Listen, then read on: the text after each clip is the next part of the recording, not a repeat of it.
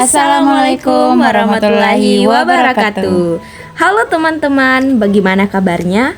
Kami harap kalian semua baik-baik saja ya. Pada kesempatan kali ini, saya bersama rekan tim saya akan membawakan materi pada video YouTube kali ini.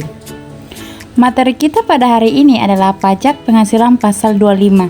Sebelumnya, perkenalkan saya Eka Aprianti dengan NIM 452230024. Dan saya Putri Andreni Halid dengan NIM 452230042. Akan membawakan materi pada hari ini. Adapun pembahasan kita kali ini, yang pertama pengertian PPh 25, yang kedua objek PPh 25, yang ketiga bukan objek PPh 25, yang keempat subjek PPh 25, yang kelima bukan subjek PPh 25, dan yang terakhir kesimpulan. Yang pertama adalah pengertian PPh 25. Pajak penghasilan atau PPh pasal 25 merupakan pembayaran berkala pajak penghasilan yang diperlukan wajib pajak untuk disetor setiap bulan dalam tahun pajak yang sedang berlangsung.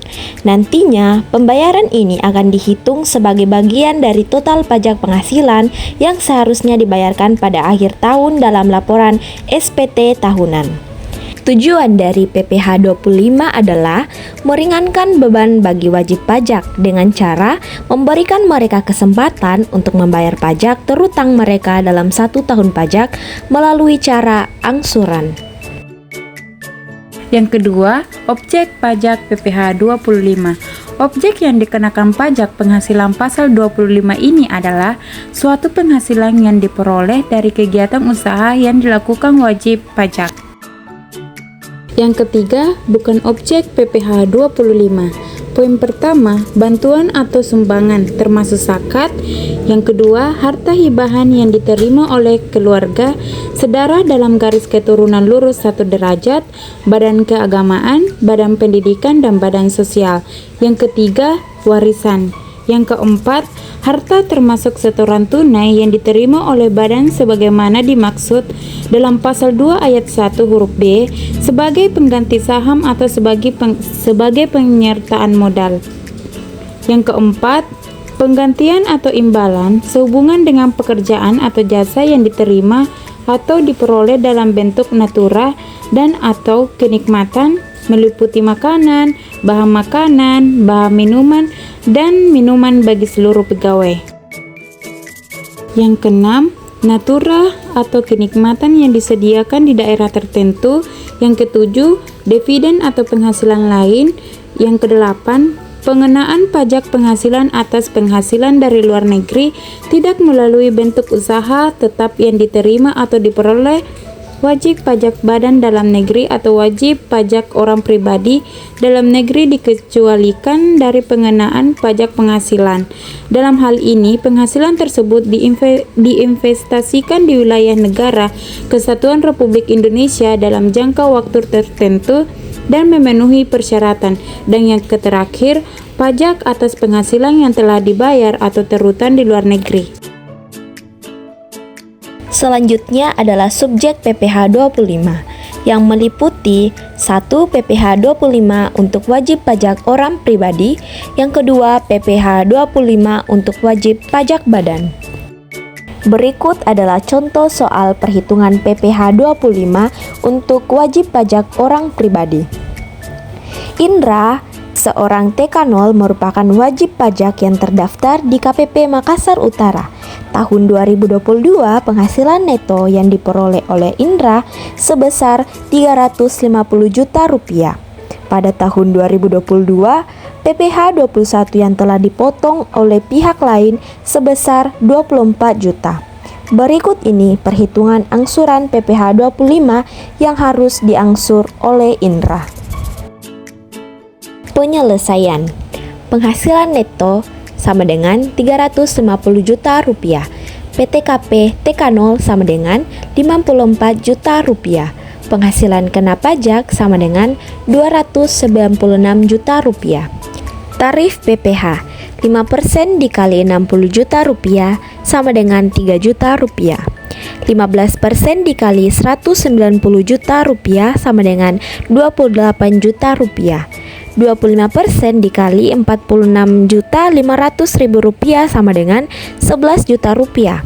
Pajak penghasilan tahun 2022 sama dengan 43.125.000 rupiah. Kredit pajak PPh 21 yang telah dipotong sama dengan 24 juta rupiah. PPh terutang tahun 2022 adalah 19.125.000 rupiah. Angsuran PPh 25 adalah 19.125.000 dibagi 12 bulan sama dengan 1.593.750 rupiah. Nah, berdasarkan perhitungan tersebut, maka Indra mulai bulan April tahun 2023 akan melakukan pembayaran angsuran PPh 25 setiap bulan sebesar Rp1.593.750. Pertanyaan berikutnya adalah, sampai kapan Indra membayar angsuran PPh 25? Mengingat batas akhir pelaporan SPT orang pribadi adalah 31 Maret, maka angsuran PPh 25 yang akan dilakukan hingga bulan Februari 2024 jika Indra melapor SPT tahunan 2023 pada bulan Maret 2024. Selanjutnya, contoh soal perhitungan PPh 25 untuk wajib pajak badan. PT Cemerlang Moncongloe merupakan perusahaan yang bergerak di bidang penjualan terigu. Berikut ini ringkasan laporan laba rugi PT Cemerlang Moncongloe untuk tahun 2022. Peredaran bruto sama dengan 66.740 juta rupiah.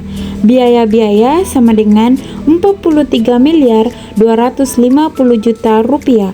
Penghasilan neto atau laba fiskal sama dengan 23.490 juta rupiah.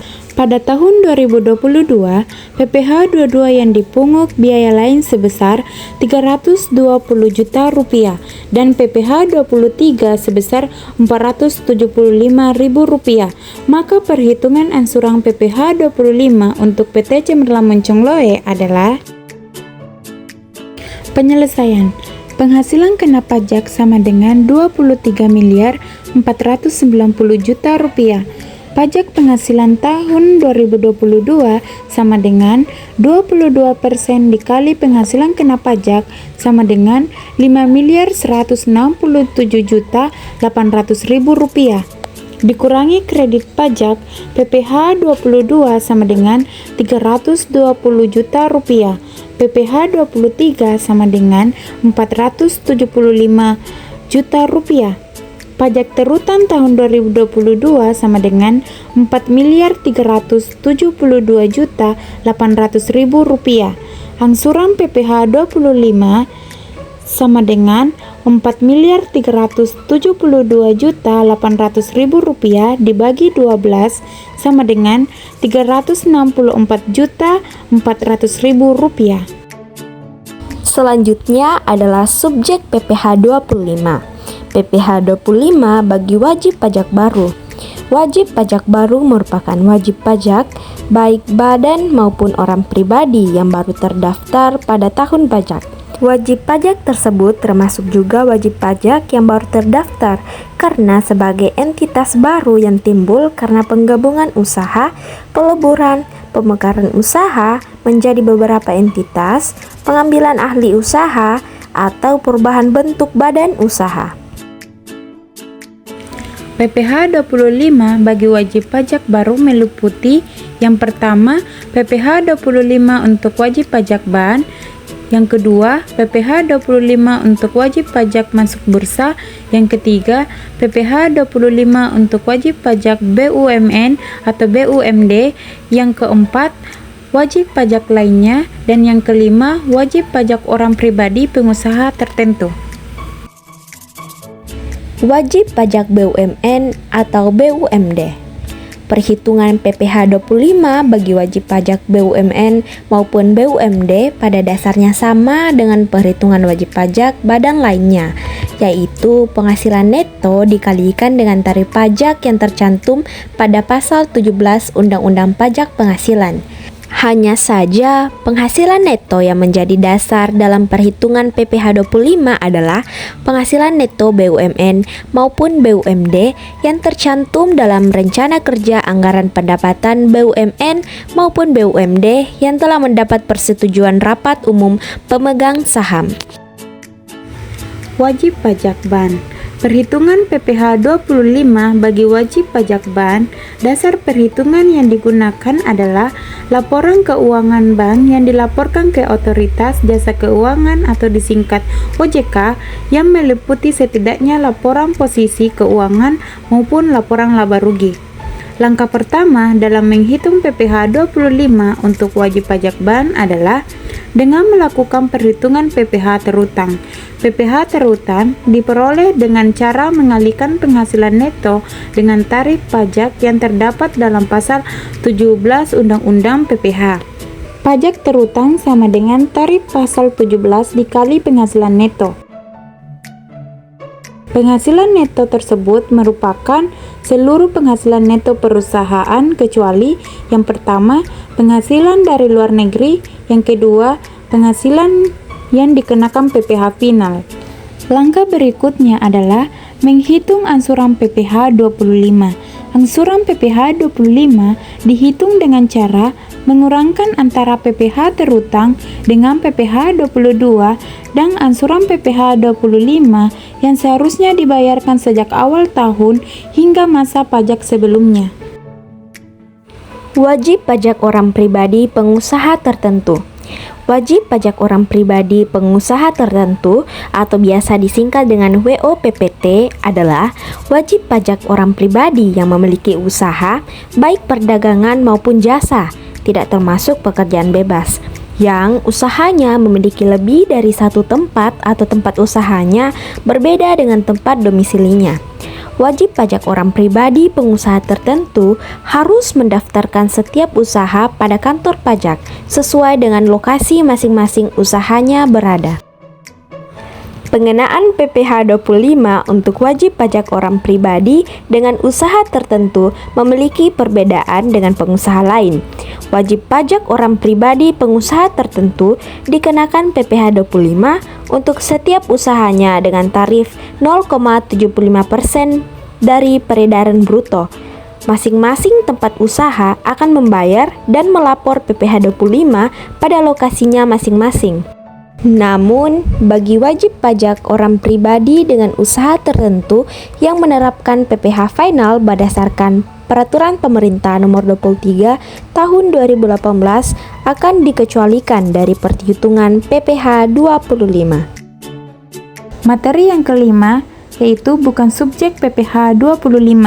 Menurut Undang-Undang Nomor 36 Tahun 2008 Pasal 3 yang bukan merupakan subjek pajak meliputi yang pertama, kantor perwakilan negara asing, yang kedua, pejabat-pejabat perwakilan diplomatik dan konsulat atau pejabat-pejabat lain dari negara asing dan orang yang diperbantukan kepada mereka yang bekerja pada dan bertempat tinggal bersama-sama mereka dengan syarat bukan warga negara Indonesia dan di Indonesia tidak menerima atau memperoleh penghasilan dari luar jabatan atau pekerjaannya tersebut serta negara yang bersangkutan memberikan perlakuan timbal balik.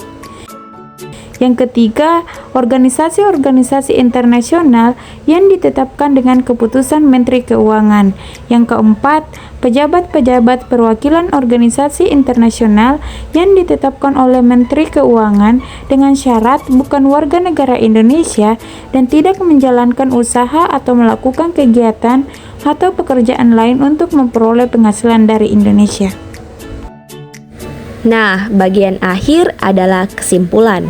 Pajak penghasilan PPh 25 adalah angsuran pajak yang dibayar sendiri oleh wajib pajak.